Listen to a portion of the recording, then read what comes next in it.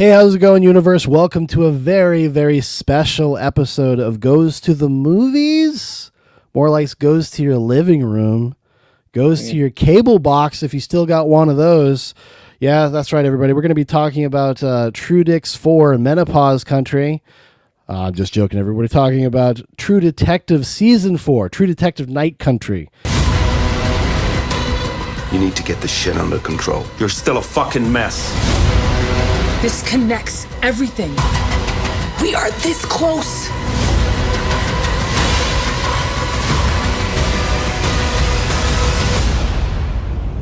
That night out on the ice, you saw something. I saw nothing. You're a liar.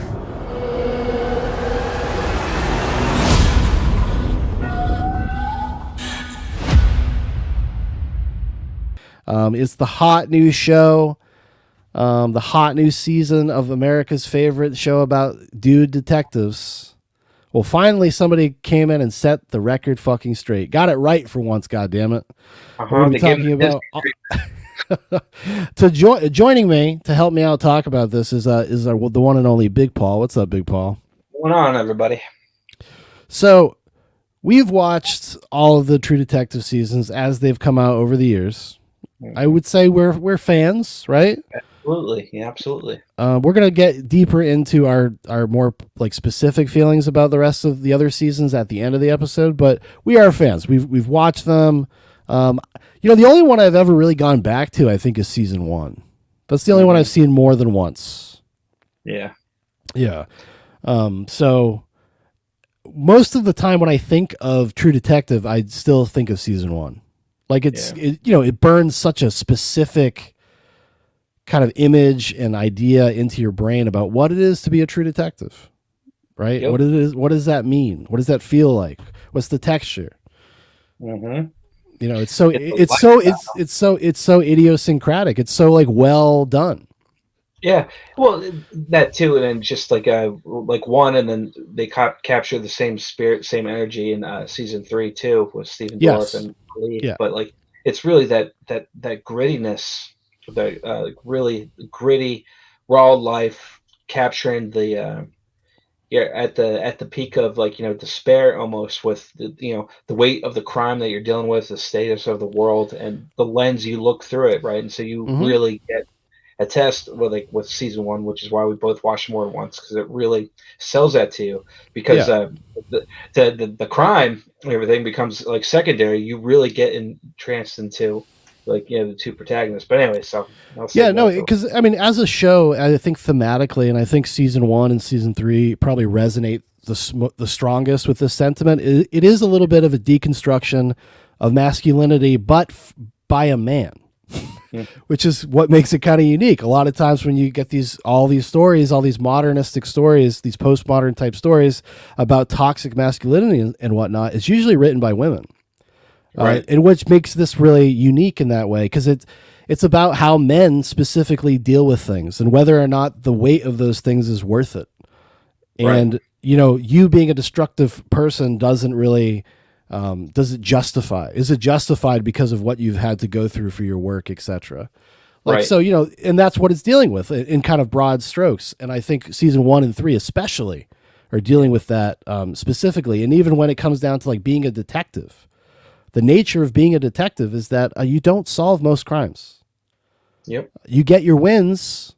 You may get a piece of the pie, but you're probably not getting the pie. And you have to learn to live with that.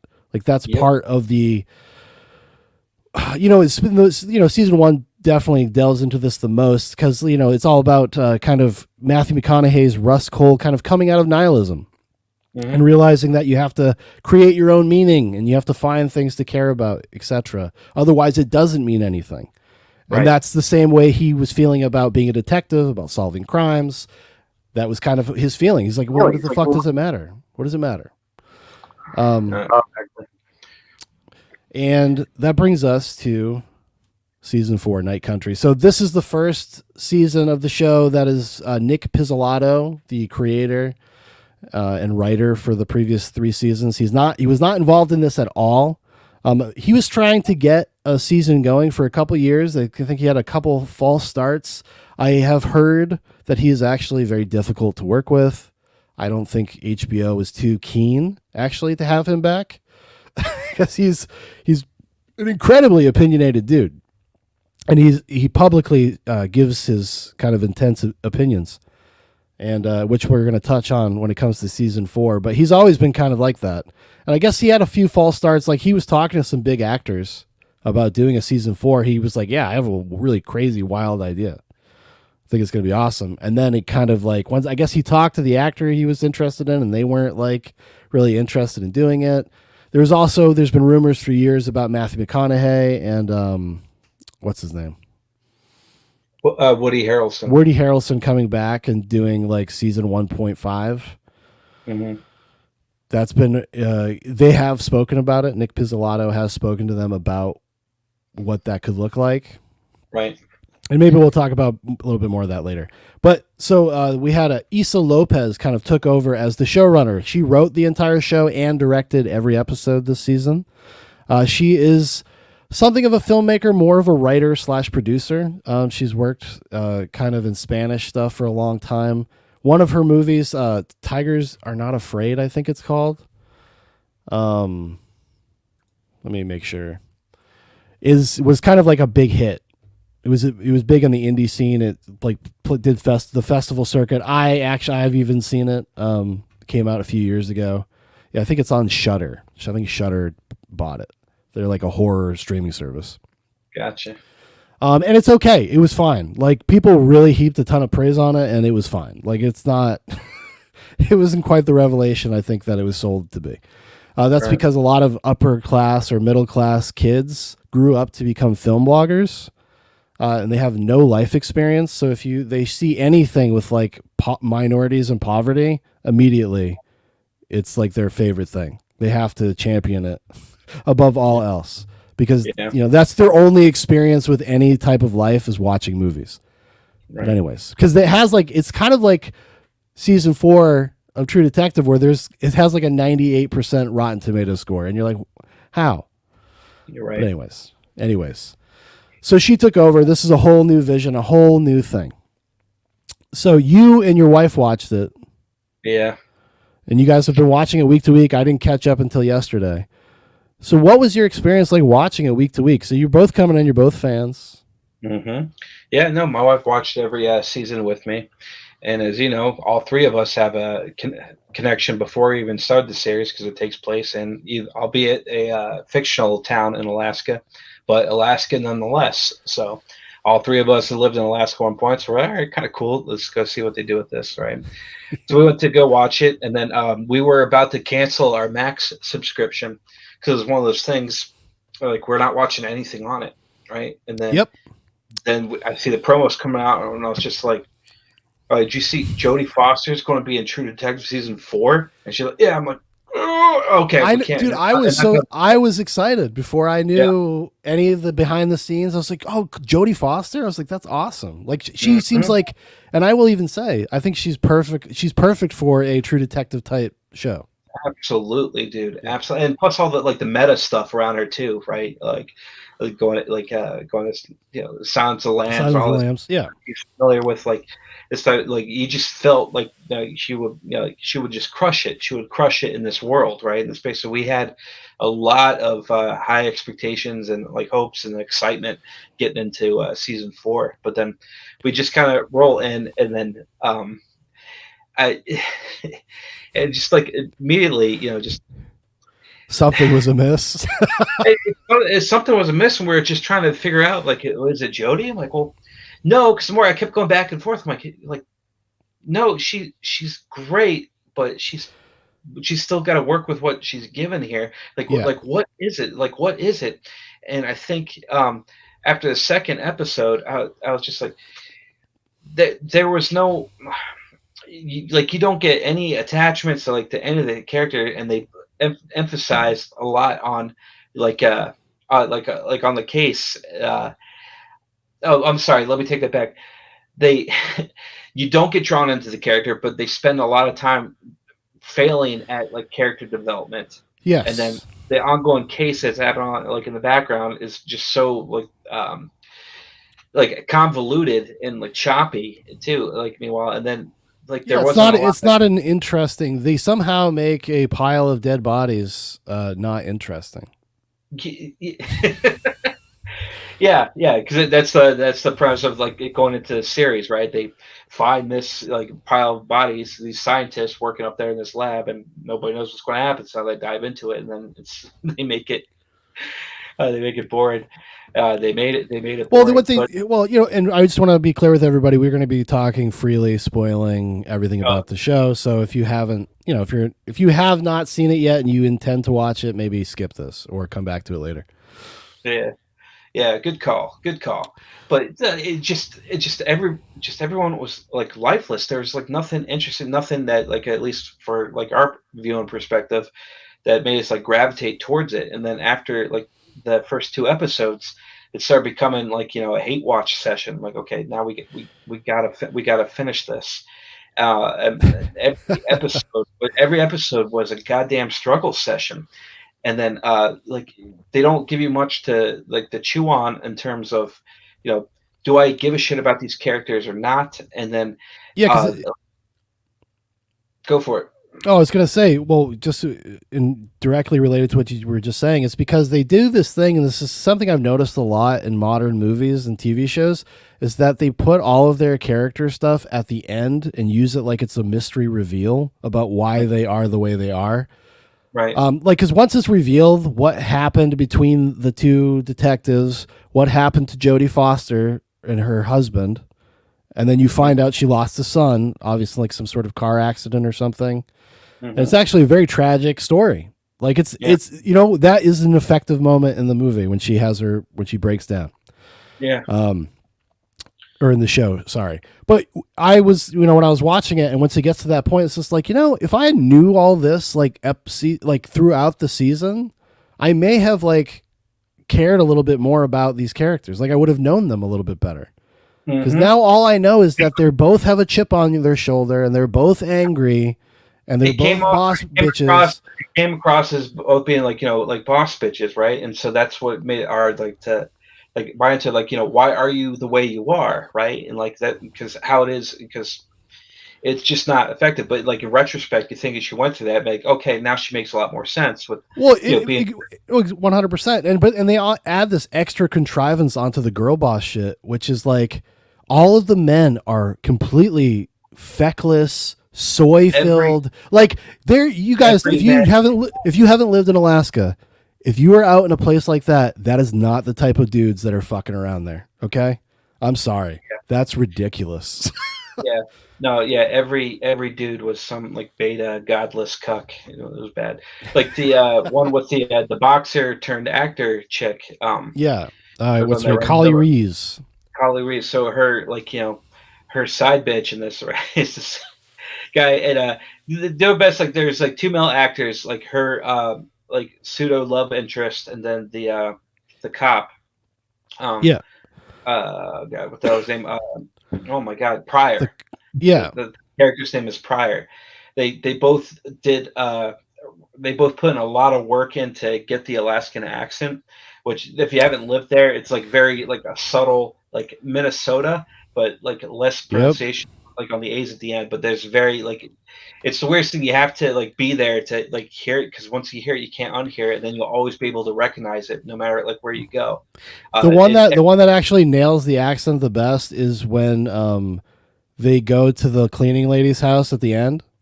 The lady who opens the door and basically spills the beans is the most. That was the perfect Alaskan. I was like, I could hear her saying, "How much are your shooters?" Like, how much are your shooters? Yep. How much are your shooters? How much are your shooters? I worked in a liquor store, everybody. And I was asked by many native homeless guys, how much are your shooters? But yeah, no, like every guy in there is right. But it'd be like one thing if that was like supporting the story, but no, this was just the world you're living in. So then like and it's not that like I cared like I need like some like strong like male figure to watch to enjoy anything. It was just like, well, what's the point? Now you're making like these overwhelming like like boss bitches. These like because they're caricatures without their personal history. They are caricatures, right? And so you get no like at least with Pryor's character, you get like some insinuations throughout the series about like why he is kind of like that with like over like like abusive dad, but like there was no real like one like really selling like any performances here, right? And that's a hard contrast from the previous seasons because they were always star like studded cast, and they always had like some really like good heavy hitters that come into acts. Yeah, and also too, what made the series great was like they always found like a really good way to get like the main protagonist like with really good chemistry. Like so, Woody Harrelson and Matthew McConaughey were like. I hope I don't care what it is. I hope they do something together again in the future. Yeah, because we're fun to watch together. Mm-hmm. Like even Colin Farrell and Amy McAdams, like that whole next in like season 2, they all had there was like some good like chemistry to watch just unfold, and then Ali and Stephen Dorff. Oh my God! Like that well, it's because I think it's Nick Pizzolatto's writing, right? And when you get these heavy hitter actors, and they just love that stuff because they can handle it. Because it is a little goofy. Yeah. Like, and you have to be a really good actor to be able to take that material, which is more literary in style. Like if you read a lot of books, it's more like how people talk in books. Right. But they know how to do it. They know how to rock it. And Issa Lopez is not coming with that kind of material for these ladies. Not coming with that kind of material, and like didn't give them much to work with to this, because I know like the boxer, like I don't know if this was like her acting debut. Or, I think it's the second thing she's been in. She's done it, but she's with but what an opportunity to do like an HBO series with like Jodie Foster. I mean, holy shit. So that's awesome. But you just see it on the screen, like it's not like translating, right? And then she, obviously not Alaskan, but apparently has like some Native American in her lineage there. But yeah, it's like Quiniqua. Yeah, I'll leave it for the comment section to see if that's appropriation or not. I'll stay out of that one. Yeah. She's actually part of an unofficial tribe out of Massachusetts because she's from Rhode Island. Yep. But they're not recognized by any. So it's like almost like I feel like it's like people that claim to be Native. Like this is like Elizabeth Warren. Like Elizabeth Warren stuff. Yeah, right? Yeah. But for the record, I'm more black than Elizabeth Warren is Indian, and That's I got true. I got the DNA stats to prove it. I should run for office, Sean. I should run. For office. Like I am 11%. Making True Detective 5. Make True Detective great again.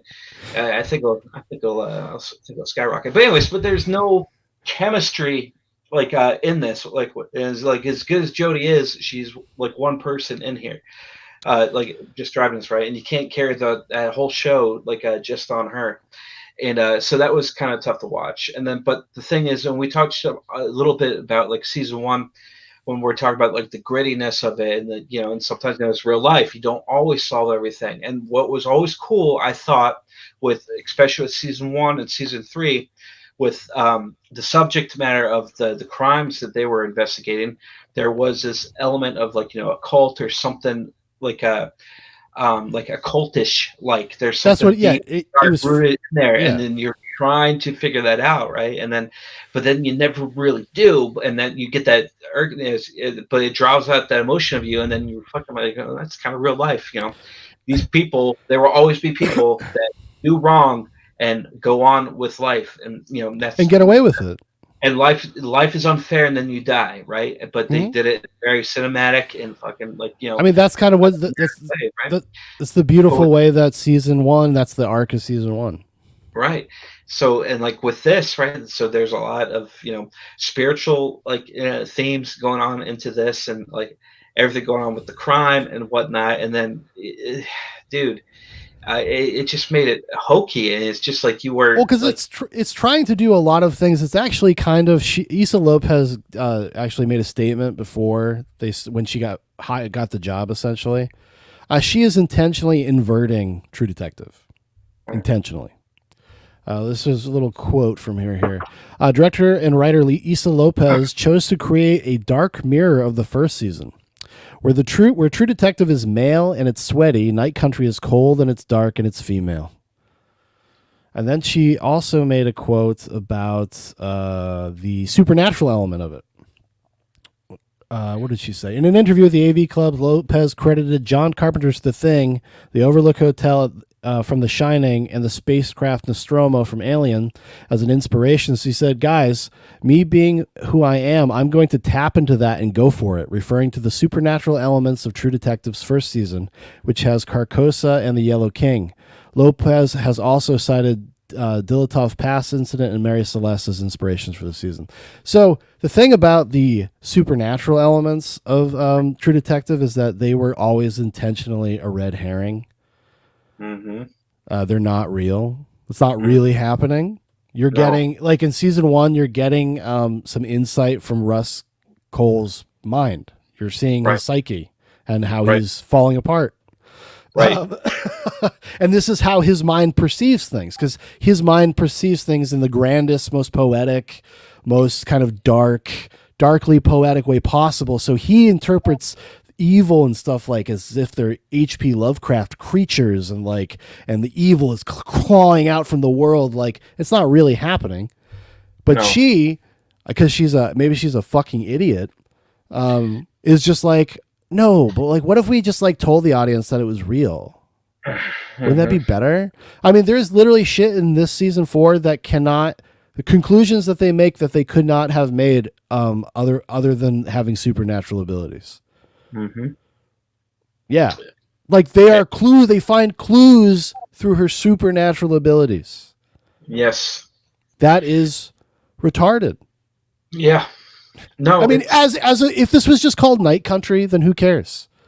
Right. But like, if you have the brand True Detective, it takes with it. There's a weight to that. There's a style. There's like a vibe you're supposed to be kind of continuing in. Like, you're betraying its essence. No, It's literally such a hard contrast from the anthology that it should just be a spin-off, and you take that for what it is. Well, is it supposed to be a spin-off? Is that why? Is the Night Country like a concession that they made? Like having the thing is calling it Night Country. I mean, maybe. Well, not. I guess. Well, season 5. She's doing season 5 as well. It was just announced either today or yesterday. Yeah, I saw your post on X about it. I was like, oh, great. Yeah, Issa Lopez going, and that is just to own the trolls. Like, I have yet to come across anybody other than like fucking the most soy-filled bloggers on X that like the show, like the season. It's all pretty, and everybody doesn't like it for the same reasons too. Right. It's not like everybody has their hot take, and I haven't even heard anybody talk about the girl boss stuff. The girl boss stuff is so like far away from being the most problematic part of the show in terms of the way that it's structured. It's just a bad mystery with bad architecture. So what gets into the storyline? What kicks off Jodie Foster's character's reconvergence into the story is that they find a tongue at this murder scene at the research center site, which is linked to another investigation that ended so badly that kicked her previous partner back off to state trooper duty, where she was no longer a detective. And because she's lingering on to this unsolved case that's eaten away at her soul, she girl bosses her way back into the scene to go get some closure with this, right? So this tongue is critical piece of the story that gets these two working back together to try to solve both the big mystery that kicks off the series and to tie it up with the previous investigation that never saw any closure. And what made the previous investigation dicey in this world was that it was like a brutal murder of an activist protesting this what was it, like an oil refinery or some type of plant, right? Like out there. And so and I want to get on this tongue bit there too, because now, and again, we've already given the warnings. If you haven't watched this, then just stop. But how we get to closure with this series is when they go find, they have this too long didn't read. they have this eureka moment when they are locked into the site of like the murders, and then they find out we need to go investigate the cleaning ladies that go ahead that are on contract to clean out this research facility, because they think they would have known that they would have seen something, or they have clues, or they should have taken this into consideration from the first place. And they go meet these cleaning ladies, and because the former boxer knows, is from the area, levels with one of the cleaning ladies to go speak to her, because she found out what her Indian name is through some, I don't know what you call it, an apparition or some type of supernatural ability. Yeah, supernatural ability. Gets that clue, go there, and then introduces herself. The first time I'm hearing this word, like an hour ago, and identifies herself with her, her Indian name, and then the clean lady knows what that means, and then starts telling, and then basically, like you said, spills the whole beans and go, oh no, we decided to take justice in our own hands. So these scientists that for the big murder. Oh, dude, see, it wasn't them though. It was Katie Kickawalk or whatever her name was. She took them. Yeah, Kate. Yeah, we'll get into that in a second. But how they wrap it up, whether they say no, like one story would be that we took them out, had them undress, and then get in a huddle outside and let them freeze to death. And that's fine. And then they're like, oh, okay, well, case is closed. Nothing to see here. Let's move on. This is more of this, that girl boss, Hulk bullshit. Like, oh, no, it's okay. because it's the type of message. Because Issa Lopez is activist minded, and this is political violence is fine. Going in vigilante justice is fine. It's all cool if you're on the right side of the protest. Yes. If your politics are, dude, they're trying to do. These guys were polluters, Paul. So let me finish this thought. Okay, sorry. So they're walking out after they cleanly spilled the beans, and then the headquarter police department based out of Anchorage says, "Yep, nope, this was some freak thing, flash avalanche. The done case is closed." So now they found out what actually happened, so they get the closure, and they don't have to do anything with it because fuck those people, and also Anchorage already considered this case closed. So let's go call it a day, hang up our hats, try to enjoy the New Year's Day. But then boxer lady decides like, oh, I just got to ask about that tongue. What happened with that tongue? And she says, oh, that's not part of our story. And so maybe I'm being a little dense, but what did you get out of it? That's not part of our story because that was John Hawkes did that. John Hawkes? Yeah, that's what they kind of. I think they imply that he's the one who cut the tongue. That he cut the tongue. So John Hawkes is like one of the crooked. John Hawkes is Pryor's dad. Yeah, so like one of the crooked cops that covered up the previous investigation. Which he's the red herring, not red herring, because he's the only other character that exists for most of the show that you could ever think was involved in anything. And even then, you're not sure if he's not just a prick, which should have been the answer. Before he killed himself by way of his son, because he pointed the gun at Jodie Foster. He said, "All I did was move the body." So implying that, did he lie and say, "No, I cut off the tongue and then moved the body"? Or unless maybe they're saying it's supernatural and they needed something to start. So, the ghost needed the tongue to be found so we could start the mystery, start the investigation.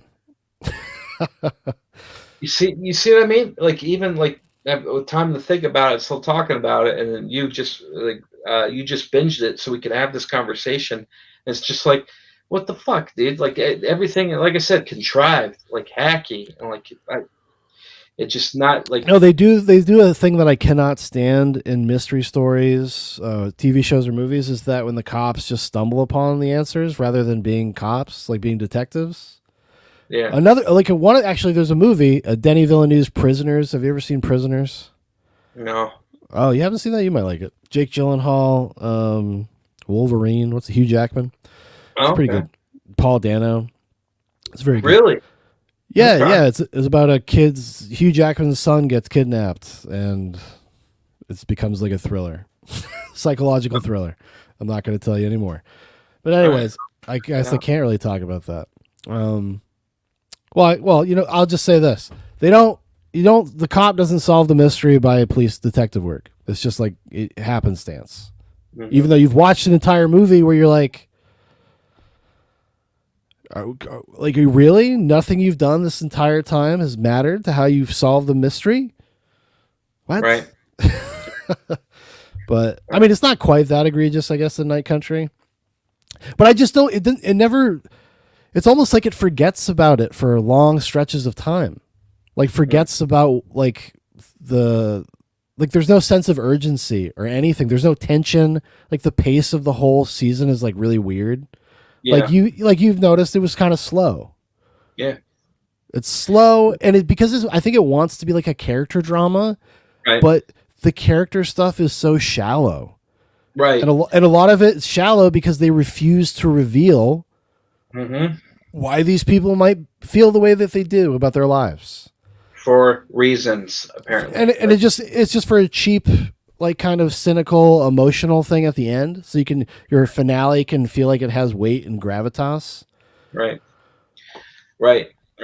So, Like, why couldn't a Jodie Foster's like revelation be at the end, which is actually part of the revelation, but her whole character arc could have been about, I need to let go and stop being angry at my other kid.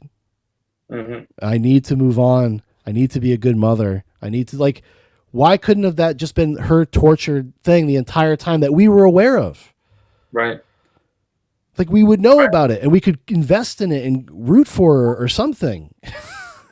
We're just supposed to root for her because she's the fucking one of the main characters. Right. You know what I Yeah. mean? Yeah, exactly. Because they could have had their emotional catharsis at the end where they're like crying and stuff. She could have been talking about like, oh my God, I almost ruined my daughter's. I'm ruining my daughter's life. Mm-hmm. I'm doing something worse than like what happened to my husband and my son. Mm-hmm. You know what I mean? Like, why couldn't that be the breakthrough? Because that is what happens. Except it's just very undramatic the way that they do that. That she makes good with her daughter. Right. Right. Yeah, I'll say, man. But then another thing about the ending. So did Boxer Lady go follow the voices and kill herself, or did she just disappear? No, she didn't kill herself because this goes into some questions don't need to be answered, right? And so, like, I know, Sean, but it's like, the way they wrapped it up too. It's just dude, it's ridiculous because it's all that montage moment, and there's like a VO playing of Jodie Foster giving her final statement to whoever's interviewing her, and that's supposed to be like it's a version of what the cleaning ladies told the scientists to do. Mm-hmm. And if you fall, you fall. If you don't, then you weren't supposed to. Mm-hmm. And for some reason, also another thing that they did towards the end is they bring in this theme of breaking the ice and pulling somebody out of ice. Yep. And then burying somebody in the ice, like as if this is meaningful. Right. Like it's not actually meaningful because you just told me about it so that you could do this 40 minutes later. Mm-hmm. It's not something that's organically like built in as something that you're like, oh wow, it's coming full circle. This is just like that thing. It's not how you feel. You're like, oh, this is fucking stupid. Yep. Like you're trying to draw this, I guess, this idea of. I mean, I thought with the father, like when the father told the story to his son, was a way for him to be like, I'm not a good man, but I'm not like completely lost. Like I have done good things. Right. Like that's his way of coming clean to his son, or he would like to come clean to his son. But like, what is it? So it would make sense that it's yes, like poetry, it rhymes. Like he has to bury his father underneath the ice. Like that's fine. But they did the same thing with Jodie Foster and the Boxer Lady. They did a version of it. Mm-hmm. Why? Yeah. Why? Yeah. Well, that's how it's not connected. It's not connected to that fucking story at all. Yeah. Yeah. No, for reasons, I guess. It's there to be deep because they buried the guy in the water on the ice. You see. So it's and now it's become meaningful, and now these other characters fulfill the role of the father, or something. You know what I mean? Yeah. But the show is full of stuff like that. It's like fake portents. It's not actually deep. It actually doesn't make any fucking sense, like in terms of a metaphor or an allegory for something. Right. It doesn't mean anything. So it's like, why is it there? Right. I was watching the finale. I'm like, what the fuck? And then also, of course, and it just made me laugh, dude. I was like, of course, we're telling a story about natives, so it has to be about pollution and their land. Because we can't, there's no other stories about native people that exist. Right. You know, I watched, dude, you could watch the show Yellowstone. There's an entire seasons of the same plot. Yeah. And what was crazy about this with, like, you know, obviously, you know, very strong hues of woke, like through season 4. But it was just like talking to my wife, you know, who is part native, going through this, like, you know, like you don't have any opportunity. So if you really want to, like, you know, let somebody be seen or showcase somebody there, like, where was the native character that had a positive role or was like a positive person, just human being in the show? Right? No, they're actually just victims. They weren't right. They're just victims, and then, like, you know, pseudo vigilantes, like near the end, right? Allegedly, at least they become like Batman at the end. Right. And so it's just like, what, you know what I mean? Like, and it's just like another reason why, like, all this woke stuff is just complete garbage. It's just like, because they don't mean that. They don't mean anything that they preach. They don't practice what they preach. Even this whole thing where you want to scrum up, like, okay, yeah, girl boss, I don't care, but like, just make it good. They can't. They can't. So where was the indigenous representation provided? Like, you know, like a strong character, like, in here, like, wasn't there. They could have had an opportunity. You know, Pryor's character. Why did it have to be a white boy, as his wife, like, you know, endearingly referred to him several times throughout the show, right? So, like, you know, that could have been an element there. So the whole point I'm going with this is just like, you go look, but they couldn't even commit to it, you know, and it's just kind of funny because that's just how it is practiced in real life with, you know, people that look like us that purport to care and be, like, you know, follow the Bible of Ibram X. Kennedy. But don't actually practice what they preach. So it's just a bunch of, you know, contradictory bullshit. So yeah, because Issa Lopez she only sees the world through these kinds of lenses, these power dynamics, and like the natives are only good as a cudgel against capitalism. Right. Which, you know, yeah, you're making a show for fucking HBO, bitch. Like, you know, you don't have to. You know what you could do? You could just go build up the Mexican film industry and make independent movies. Mm-hmm. Oh, what's wrong? You only get like $10 for that? Oh shit, sorry. Mm-hmm. But yeah, man, I just start to finish. I think we were joking before you hit record that, like, you know, it was only 6 episodes, but it felt like fucking 12. And the pace on there, it just overall, like, absolutely the worst True Detective in the anthology, like, to date. Yeah, it really is. And like, and we were saying too, like, one of the biggest crimes ever is the fucking Doctor Who guy getting busy with Jodie Foster. Like, I did not like that. I did not like that at all. I did not like that at all. That made me super uncomfortable. Isn't he also in The Leftovers, right? Isn't he? Yeah, he's really good in The Leftovers. He's really good in The Leftovers. Yeah. The parts are good in that, but like, no. You got to have, like, you know, Chris Hemsworth in Thor form, you know, to hook up with Jodie. Like, what the fuck? Some soft old man? I don't think so. She's vibrant. She may be old, but she's vibrant. And that was probably like the closest thing to a hard, like male character on the show, and he was still a bitch. So, like, I don't. Yeah, no, he's a total pushover. So it's just that was the problem. Is like a lot of their, like, and this is a gripe I just have with modern writing, especially when it comes to women. Like, women forgot how to write women. Like, they write them just to be dudes. Mm-hmm. This is just dude behavior. This is how, like, dudes act, and then they just have a woman play it. And honestly, I hate to say it, but it always rings a little false because of that. Because actually, women are a little bit more emotionally complex than men. Mm-hmm. So when you just see a woman being like a blunt dude, you're like, this doesn't pass the sniff test. I've met plenty of bullheaded women in my life. They're still women. And there's something missing here. You know what I mean?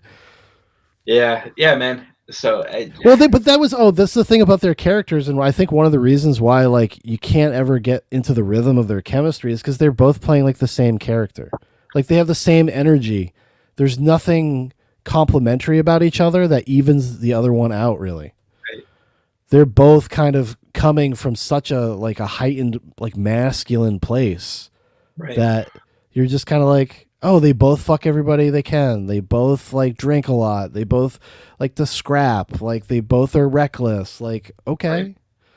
Right. Even one of the other girl bosses that we didn't touch on, which is a boxer lady's friend, which we're led to believe that she had a very lucrative career in the lower 48 and is now out, like, just living in solitude in there because she's just so fed up with, Oh yeah. Right? And then, like, so she's just out there in Alaska. So I think Julia, her name is, or something. Yeah, her name's Julia. Like seeing her, like, dead ex-lover, which was how we found all these dead bodies in the first place, right? Everything was done through like a spiritual means. Well, because but it's just like thrown in there at this family. Oh yeah. No, go drop the body. Go talk to Julia and drop the body off here. Go do this and drop it. Like everything was because Julia helped them, when they killed that guy or something. Yeah, and now she's going to be complicit in this because that's just what she does now. She just became very unsavory out there. Well, but the reason why I made it a point to bring up, like, she was always going to have like some lucrative career, like, in like some big city when she moved out there, and that now all of a sudden she knows, like, hey, you gotta puncture the lungs to break these bones so that way the body doesn't float up. Like, okay, so now you're a hardened killer. Like, what the fuck? Like, well, because it's implied that she was a writer. Yeah, she worked for a magazine editor for an editorial. Like, yeah, but now she's an expert on fucking getting rid of bodies because she had to learn. She had to learn while she was out there in the bush. I don't like, they're out there basically in Barrow, Alaska, essentially. Yeah, I know it's called Ennis, but it's called Ennis, but it doesn't exist. But it's basically Barrow. I would just say Barrow because that's the only one people would have any frame of reference for. So. Yeah, Barrow, Dead Horse. Well, it's the only part of the state that actually has 30 Days of Darkness. So yeah. But holy shit, dude! By far, like the worst one. But there's people online that beg to differ, huh? I mean, people don't think it's number 4 of 4. People online have been basically fighting about this since it started. I got into a little bit of a row with somebody, the editor-in-chief of bloodydisgusting.com, John Squire. John Squire, who's just, one of these bootlickers, I like to call them. They're studio bootlickers. Right. And everybody was so upset for Issa Lopez that Nick Pizzolatto said he thought what they were doing was dumb. And my thing was, like, he's always had a reputation for this. Actually, he's even talked shit about season 1 before. Because Cary Fukunaga, the guy who directed it, the whole season 1, was getting tons of accolades. I think he was jealous. And he was like, wow, he didn't do it exactly like I wrote it. It would be better if he did it like I wrote it. One of those type of digs. Mm-hmm. But yeah, so anyways, but like, so everybody was very, very upset on behalf of this person. I'm like, why do you maybe he cares about his legacy. Like he created True Detective and he wanted everybody to know that I had nothing to do with this season because he thought it was bad. Yeah. Because his name is still on it. He's still an executive producer. Before it ended, though, that's the thing too. He was letting people know, like before episode 3 even dropped. Like, I had nothing to do with this. Well, because everybody knew the writing was on the wall, Yeah. So he did that, and so everybody and I was just like, I know he's a dick, but like, the fact that you guys think that it's a good season has no bearing on his opinion, right? Because everybody's like, how could he say that? Especially because it's so good. Yeah. And I was like, well, that's fine if that's your opinion. What the fuck does that have to do with that dude? Who cares that you guys like it? Who cares? Right. He doesn't like it. It's fine. And anyways, we had some really dumb back and forth, and then he just blocked me. Anyways, as they do. Well, he hasn't blocked me, so maybe I'll keep the fight going. But hey. Like, hey, buddy. So this is True Detective seasons ranked. This is from IndieWire. Ooh, let me refresh here. Let's see here. IndieWire, the home for film. Every True Detective season ranked from the original Phenomenon to Night Country. Here's all 4 True Detective mysteries from worst to best. Okay. The sophomore slump is a phenomenon all TV shows with breakout first seasons are in danger of experiencing, but maybe no show has ever sophomore slumped harder than HBO's True Detective. I know that was certainly how people felt at the time. So season 2 is their number 4. It's their number 4. I did not watch season 2 at the time it came out. I watched it a few years later. I think I actually watched it right before season 3 came out. And I knew that it had a bad reputation, but I kind of was I was far enough removed from like season 1 that like I just was able to kind of let it go. And I think what happened was I think Pizzolatto originally intended True Detective to be like this.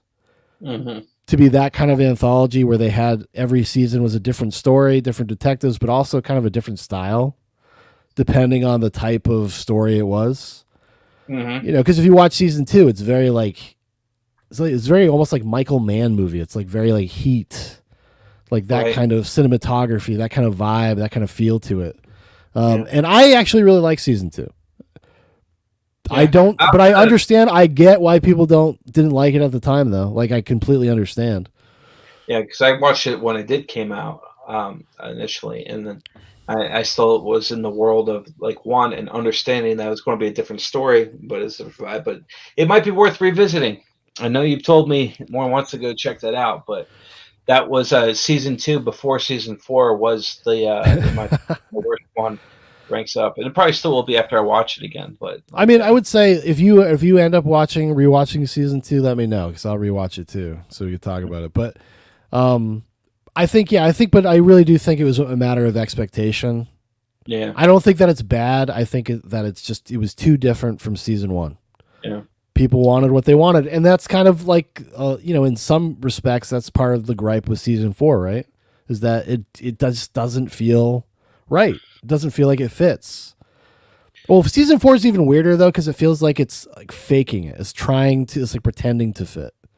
Because it uses iconography. It uses some of the phrases. You know that like meme template where there's people at a boardroom and then Big Bird is sitting at the table. You know what I mean? Like that's the True Detectives. If you looked in there, Big Bird season 4, right? But at least with the season 2, you could still say you had great performances. There was chemistry in there, and it was in the theme of a daunting fucking case, and then you really got into like these characters right from the get go. So okay. So they're saying season 2 is number 4. Okay, season 2, number 4. Okay. Season 3, number 3. Season 3 of True Detective arrived 5 years after the show's first outing. And the extended hiatus meant that Pizzolatto's third season of the show got unfortunately buried, largely ignored upon its 2019 premiere. Those willing to visit it now will find it underrated, excellent slow burn, blah, blah, blah. So how do you feel about season 3? Season 3 I thought was pretty great. I watched it when it first premiered. And I do have some further comments about it as in a meta sense, but what do you think of season 3? So in my lineup, it's like right after 1.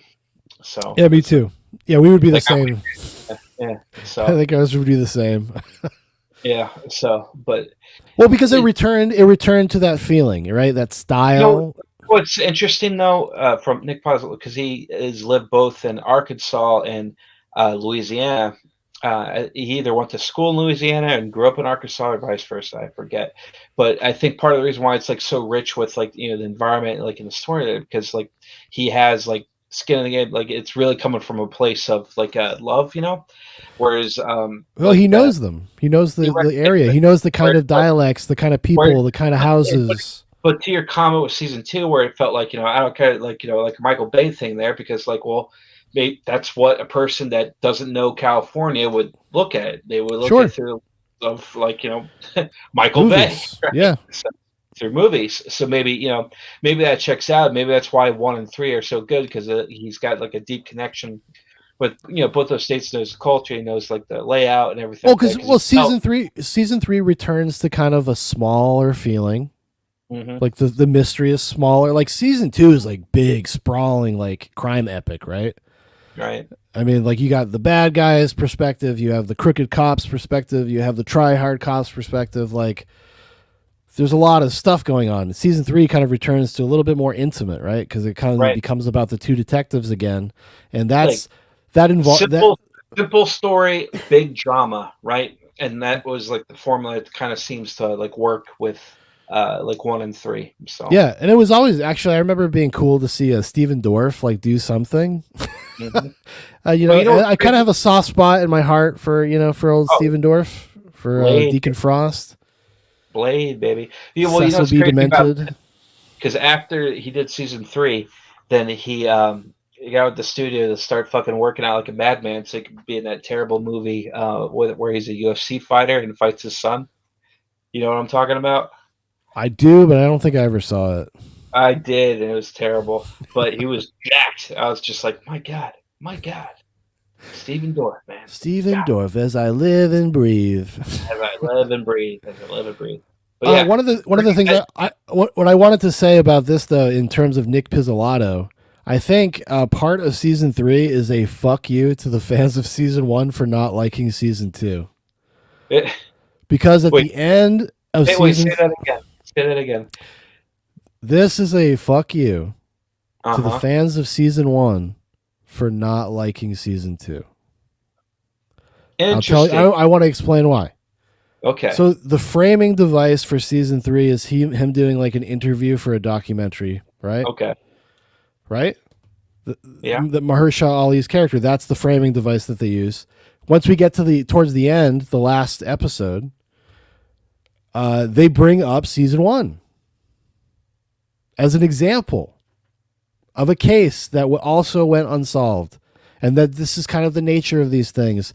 And they make a point to talk about all of the crazy conspiracy theories surrounding the case, which is not in the show, but it was online. And basically, I think that was Nick Pizzolatto being like, no, it wasn't anything. It wasn't any of that shit. I just fucking ruined season 1 for you, didn't I? Because I remember Sarah and I were watching it, or maybe I was just watching it by myself. I might have been watching it by myself, and I was like, I remember being kind of bummed. I was kind of bummed. I'm like, oh man, I was hoping it would be like some crazy occult stuff, I really wanted that in my bones. Right. So I'm hoping he reconsiders, but maybe Issa Lopez will do that for me. Issa Lopez, like I said, it's kind of the anti-True Detective, so she would give me my answer. She would give me literally a direct answer to everything. Yeah. She'll give you closure. Fuck that. At the end, they're all going to be like, they're going to bring back Jodie Foster, Matthew McConaughey. We're going to find out they're witches and warlocks. They're going to go fight to the death. You're going to find out that Steven Dorff is, like, as an old man, is still alive. He's got dementia too.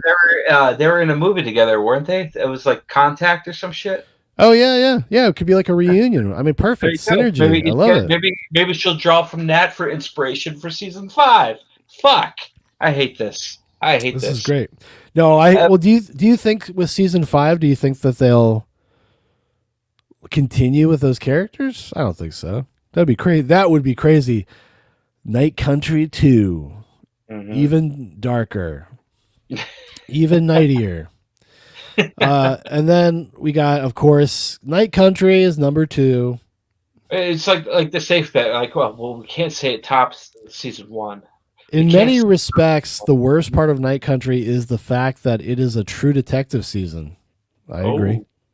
Issa Lopez's work frequently reads as an original cop drama refashioned into an installment of the HBO brand franchise, and its connections to Pizzolatto's original seasons hamper it in various ways. The strained callbacks to the 2014 first season, the feeling that its exploration into the mythic was limited by the conventions of what people expect when they see the title True Detective. Then why do you... So did you put this at number 2 because of your feels? Again, this is to own the trolls. This is just to own people on the internet. They just told you that it's not a good True Detective season. Right. Wow. That's really interesting. So now let's follow it through to see if it is. On the other hand, Night Country is perhaps the best installment of the show since the original because of its radical differences. It recreates the experience of watching the first season a decade ago and feeling the emergence of a new talent. There you Lopez go. crafts a vividly etched world in the town of Ennis, Alaska, where the sun sets one day in the winter and remains gone for weeks. Jodie Foster and Kali Reese are the most dynamic detective duo since Harrelson and McConaughey's original pair. Two stubborn, often self-destructive women with a complicated and nuanced history together. Their investigation into the strange disappearance of men at a research station is a constantly surprising journey through the Arctic and a town strained by tension between the white inhabitants and the indigenous community. Which the white inhabitant thing goes completely unspoken.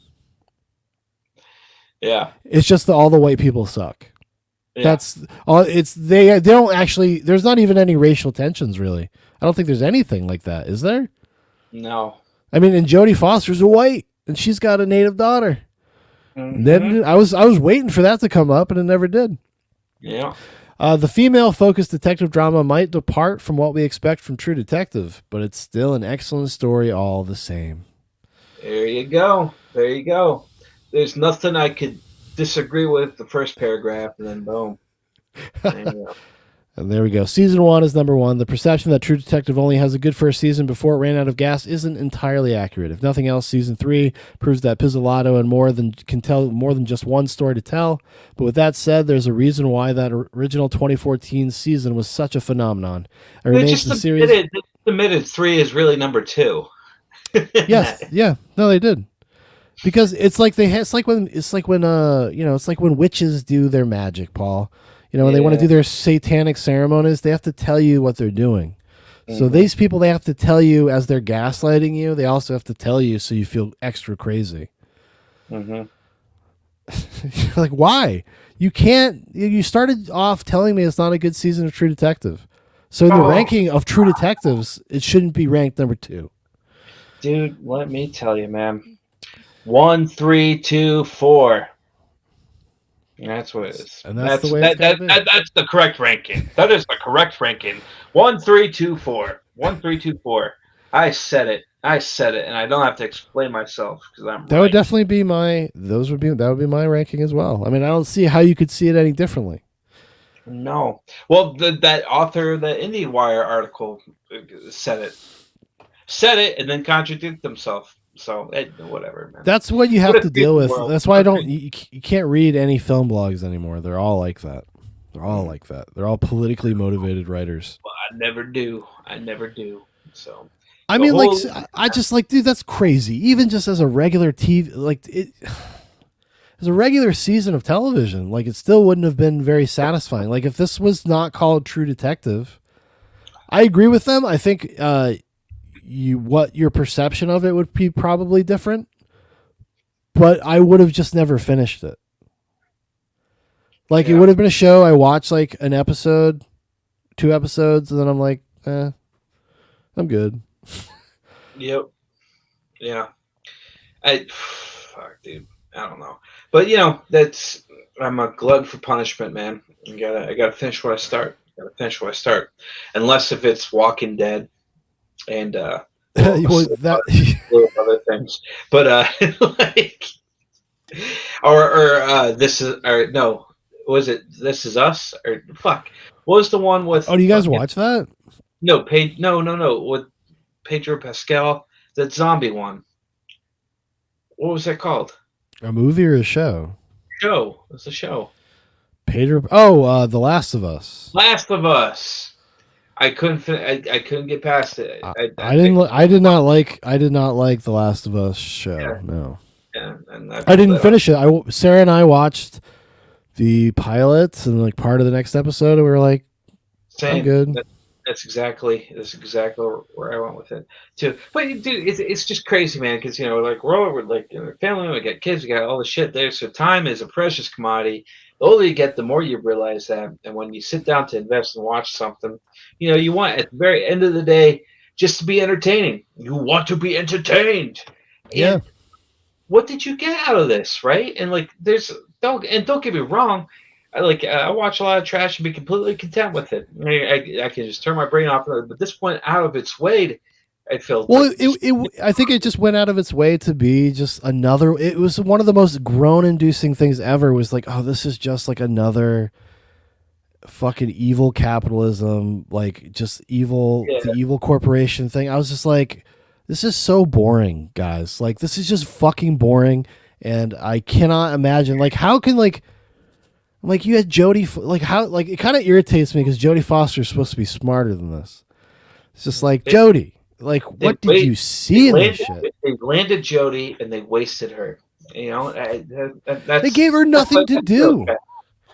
That's a real tragedy. True tragedy. This was the season 1 of True Tragedy. That's why I'm wrapping this up with, man. Yeah. But dude, like in this world of fucking like the MCU bullshit, like there's nothing for adults anymore. And even when they make something that's supposed to be for adults like this, you don't get anything. You know what I mean? No, you get this shit where it's like this is for infantilized adults. Like it's for children, it's for man children to be like, oh, jerk off to these fucking 60-year-old Jodie Foster while she's fucking some dude. It was just so underwhelming and infuriating, and I don't know, but I don't know. I'm surprised they didn't have the Kali Ray's chick pegging that guy. That was just about it, because we didn't really talk about the rapey vibe. Well, it's like, I mean, it was not rapey. It was uncourteous. It was rude.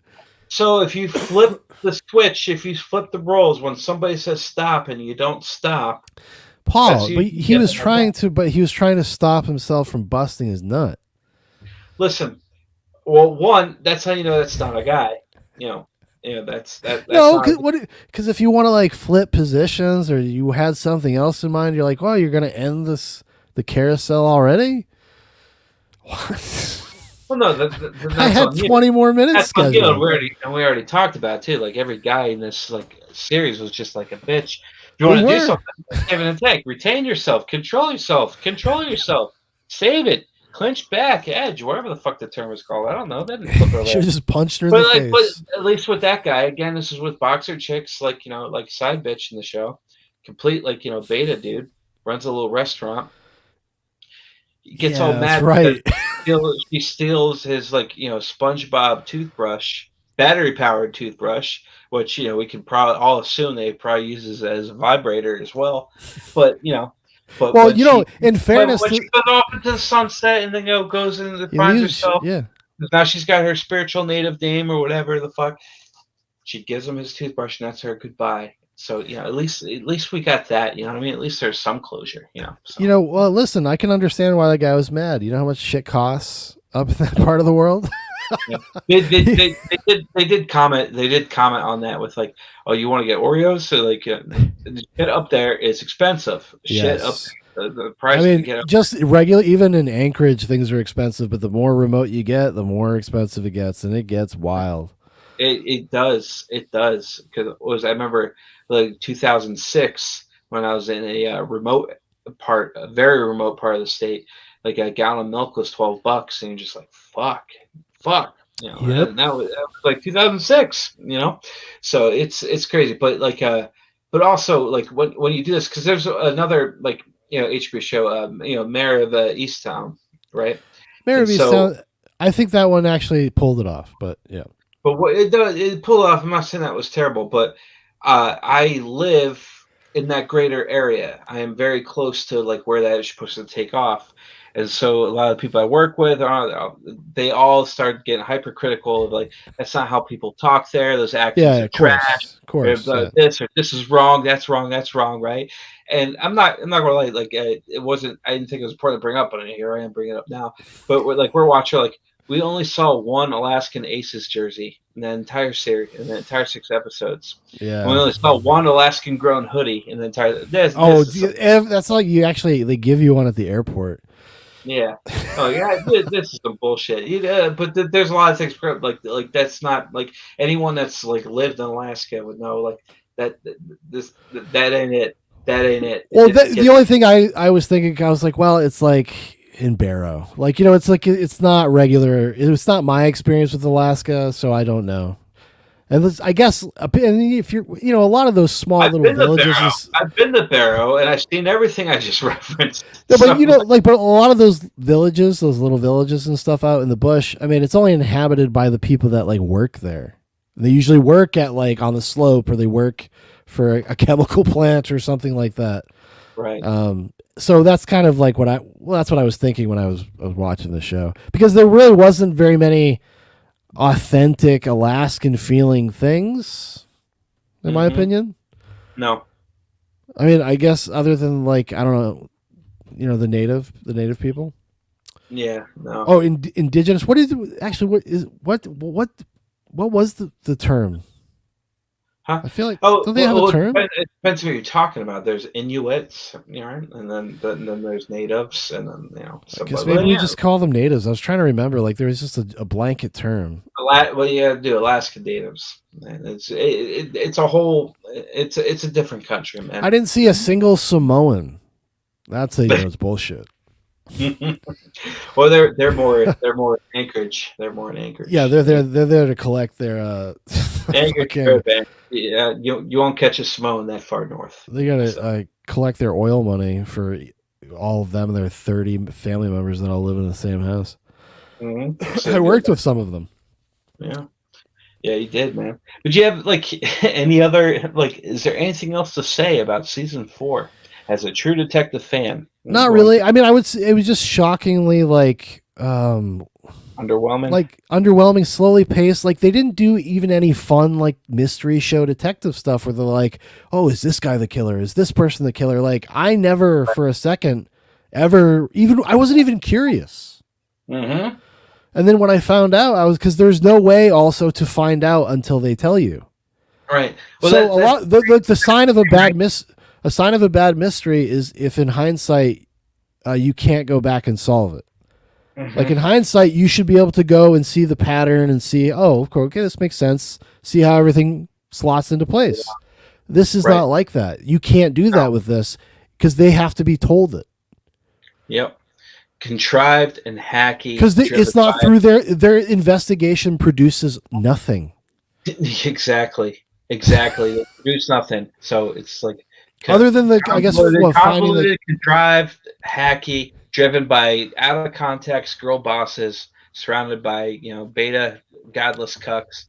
And also the crime itself is stupid and unbelievable. Like, oh, so this chick destroyed all their stuff, so they murdered her. Okay, like a bunch of fucking scientist guys murdered this chick. I mean, I know that's a little nitpicky, but I was just like, I don't even buy this. I don't even buy this premise. Their work could have literally saved the world. She had to go. She had to go. She had to go. Yeah. So, dude. Yeah. Listen, they had to pollute to soften the permafrost. Checks out. How many different ways can we say this was dog shit? I don't know. Only so many ways. Jodie Foster deserved better, but you know what? She did this to herself. You know what? She did this to herself. You get to right all these wrongs next week because you're going to be talking turtles, man. You're going to be talking turtles. That's right, everybody. So pretty shortly after you watch this, I will be we'll be going live on Ghost of the Movies Live. We're going to be talking about the 90s Ninja Turtles movies, all 3 of them. This TMNT, the movie, TMNT, Secret of the Ooze, and then TMNT 3, Turtles in Time. I am arguably the best one, but we'll see. arguably the best one. Yes. I'll blame you guys in the comments if you don't agree with me. So there we go. Oh, it's going to be on like Donkey Kong. I hope. I think actually the entire episode is just going to be Turtles stuff. I don't even think we're going to do news or trailer talk. I think it's going to be all Turtles. You're going to jump right into it. I'm going to jump right into it. I think you're just going to jump right in. Yeah. Turtle and a half shell, dude. Cowabunga, dude. No, I'm pumped, man. I'm pumped. I'm going to be there. I'm going to be there. I'm going to be there. You should watch them. Watch them all. You can right away. Big wrong. Stop ruining my childhood. You're wrong. No, it's gonna be fun. I think at least the first one there's a good amount to talk about. I think the first two there'll be a lot to talk about. Maybe you know what? Maybe there'll be a lot to talk about all three of them. Well, let's talk about all three, and especially number 3 in time because that's the best one. So we'll see. If you guys the best one-liners. If you guys disagree, then like I already said what I'm going to do. I'm not going to repeat myself. So yeah, I'll be blowing up the comments. All right, well, thanks, Big Paul, and thank you everybody out there for watching. Thank you for listening, and we'll see you next time. Adios.